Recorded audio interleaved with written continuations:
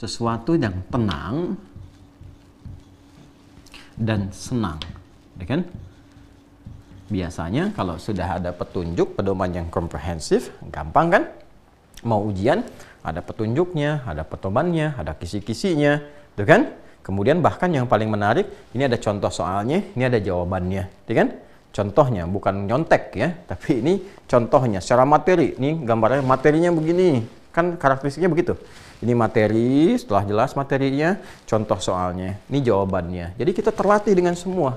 Nanti ada soal apapun yang datang saat ujian, mudah diatasi, karena semua materi sudah dikuasai. Nah ini Hudan. Nah kalau ada orang ujian begitu kan tenang kan? Ya kan? Makanya setelah dia belajar, sebelum ujian disebut minggu tenang. Bukan minggu gelisah. Kenapa menjadi gelisah? Karena belajarnya nggak betul.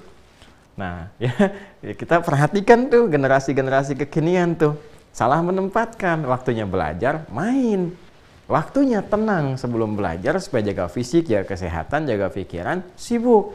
Kenapa? Karena tidak menempatkan sesuatu pada tempatnya. Waktu belajar diisi main, waktu tenang diisi belajar. Sehingga ketika ujiannya pun tidak menjalani dengan keadaan yang menyenangkan. Jadi kalau ingin tenang dan senang, konsepsinya adalah apa? Dipelajari, pahami sebelumnya, kemudian digali, latihan dengan baik, setelah itu eksekusi. Begitu dieksekusi, kita senang aja karena sudah menguasai. Tenang aja karena sudah memahami. Ya, tenang artinya tidak gelisah. Tidak gelisah dalam bahasa Arabnya disebut la khauf. Ya, la khauf.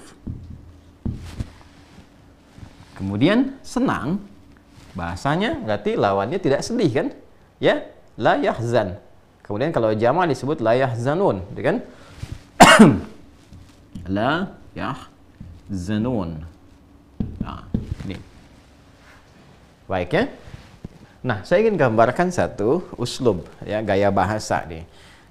Kalau kita ingin menampilkan sesuatu rasa, ya kan, yang ingin kita harapkan, maka yang kita munculkan adalah sifat langsung positifnya.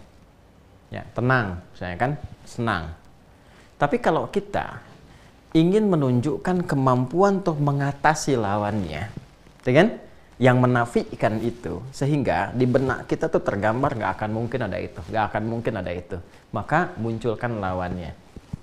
Misal, tenang, lawannya gelisah, khauf. Kalau kita ingin punya motivasi, nggak akan pernah pengen gelisah, ya kan? Maka tampilkan, tidak akan gelisahnya. Untuk apa? Memberikan kesan yang kuat pada diri kita bahwa selama hidup ini kegelisahan tidak akan pernah mengenai kita. Walaupun dia ada, karena kita sudah punya rumusnya, kunci dan tamengnya, dia nggak akan pernah mempan. Ya kan? Sehingga ketika tiba misalnya kegelisahan, nah, nggak akan mempan kamu. Ya kan? Saya sudah punya kuncinya, tenang, pasti selesai. Ya kan?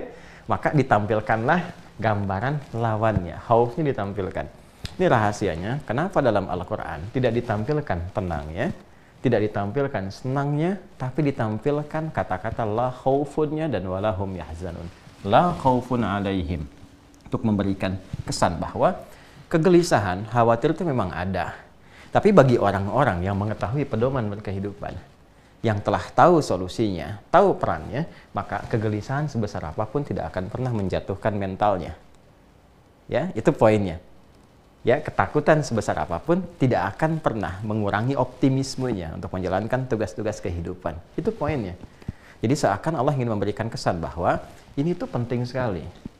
Kalau kita pahami semua petunjuk, dimanapun itu, Anda saat tugas, di militer misalnya, di kepolisian, di tugas-tugas birokrasi, di diplomasi, paham tugasnya, paham aturannya, tenang jalankannya.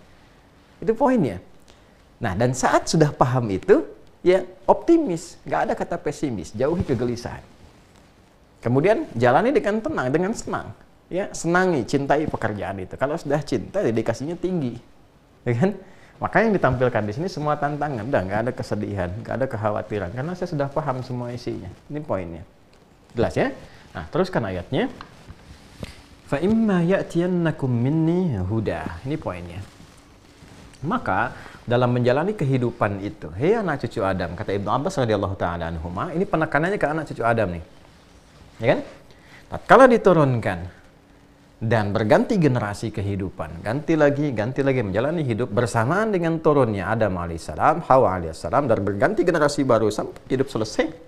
Dengan keadilanku, kata Allah, akan turun selalu pedoman berkehidupan sesuai dengan eranya. Ini indahnya. Sesuai dengan eranya. Jadi karakteristik setiap manusia di setiap era oleh Allah dijelaskan itu memiliki karakteristik yang tidak sama, nggak serupa. Eranya Nabi Adam beda dengan Nuh alaihissalam. Eranya Nabi Nuh alaihissalam beda dengan Nabi Ibrahim alaihissalam. Beda dengan era Nabi Musa alaihissalam. Beda dengan era Nabi Isa alaihissalam. Beda dengan era Nabi Muhammad dan umatnya yang alaihissalatu wassalam sampai kehidupan berakhir. Ya, akan tidak sama karakteristiknya. Kemajuan teknologinya tidak sama, cara berpikirnya tidak sama, karakternya pun terbentuk akan berbeda. Antropologi, ya, keadaan sosialnya tidak akan sama. Dan indahnya di situ Allah menurunkan hudan sesuai dengan karakter manusianya untuk memberikan solusi di setiap eranya. Ya, kalau ini benar diikuti, maka kehidupan dalam menjalani misi di bumi ini sampai kita berpulang itu cenderung membahagiakan dan cenderung menenangkan, tenang dan senang. Ini poinnya. Jadi ini yang sering kadang saya tampilkan dalam sedikit bercanda. Di sini senang, di sana senang, di mana-mana hatiku senang, ya, senang dan tenang. Nah, ini tidak mungkin dengan lirik, tidak, tapi dengan pemahaman mendalam terhadap pedoman-pedoman berkehidupan. Ini konsep dasarnya dulu.